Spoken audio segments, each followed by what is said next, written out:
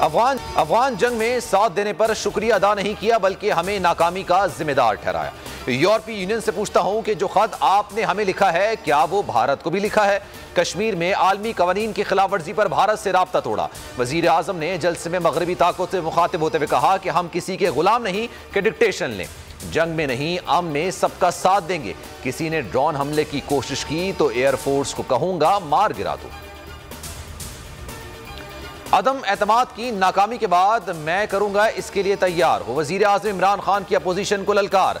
खिताब में ताबड़तोड़ वार बोले कि मौलाना फजल रहमान और डाकुओं के टोले के होते हुए यहूदियों को साजिश करने की जरूरत क्या है?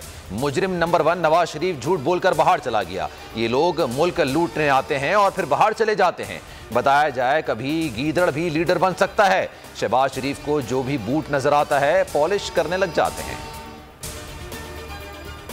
घबरा क्यों गए हैं और बौखलाई हुई तकरीरें क्यों कर रहे हैं? मरियम नवाज का वजीर आजम पर तंज। ट्वीट में कहा कि अभी तो खेल शुरू हुआ है और आप पहले ही हार चुके हैं। कुछ स्पोर्ट्समैन स्पिरिट दिखाएं।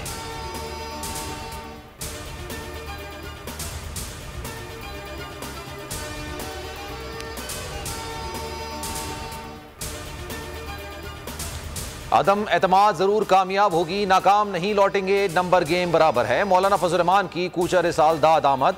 धमाके की मुजम्मत की। कहा कि हुक्मरान तनहा हो चुके हैं, मुल्क से भागने की तैयारियां हो रही हैं। ख्वाजा आसिफ ने सियालकोट में वर्कर्स कन्वेंशन से खिताब में कहा तैयारी मुकम्मल है, चंद दिनों में तहरीके अदम एतमाद आ जाएगी। ख्वाजा साद रफीक ने ट्वीट में लिखा कि परिंदों को अपने घोंसलों में लौटने का मौसम आ पहुंचा है।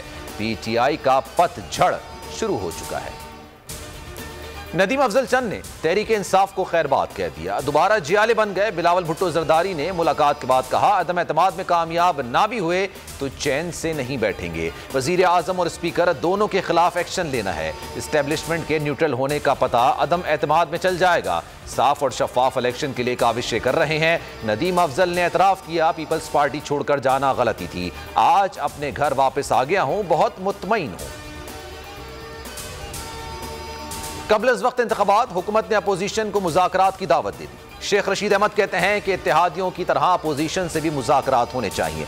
मिल बैठकर मसाइल हल करने की जरूरत है।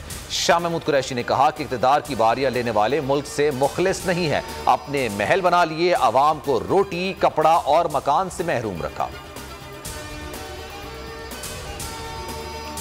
कहा था ना तुमसे नहीं हो पाएगा। चलें स्पीकर के खिलाफ भी लाकर दिखाएं, मैदान भी है और घोड़ा भी। फवाद चौधरी का ट्वीट लिखा अब ये ना कहना कि अंपायर न्यूट्रल नहीं तो हमसे ये भी ना हो पाएगा। हम्माद अजहर ने कहा कि अपोजिशन को अपनी गिनती पर खुद एतमाद नहीं, अब बहानों को तलाश कर रहे हैं। मुराद सईद ने कहा कि करप्शन बचाओ जमातें फिर एक हो गई हैं, एक बार फिर सर्कस लगाया हुआ है। शहबाज गिल ने कहा कि अब पता चला स्पीकर के खिलाफ अदम एतमाद लानी है, आपको सरेआम हराएंगे। वजीर आजम से दरख्वास्त है अपने मुशीरों से मोहतात रहें।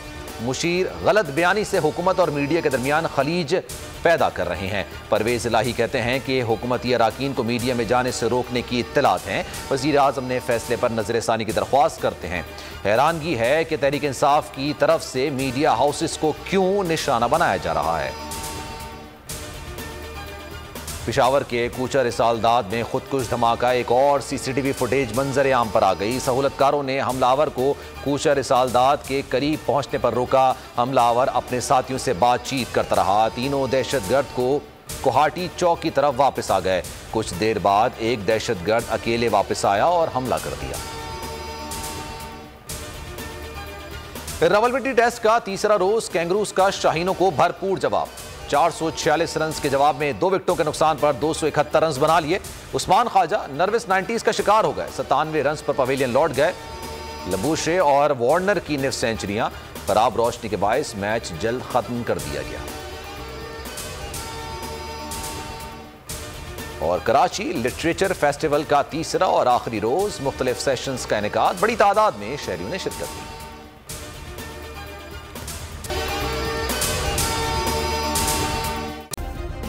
सब्सक्राइब करें और बेल दबाएं ताकि कोई खबर रह न जाए।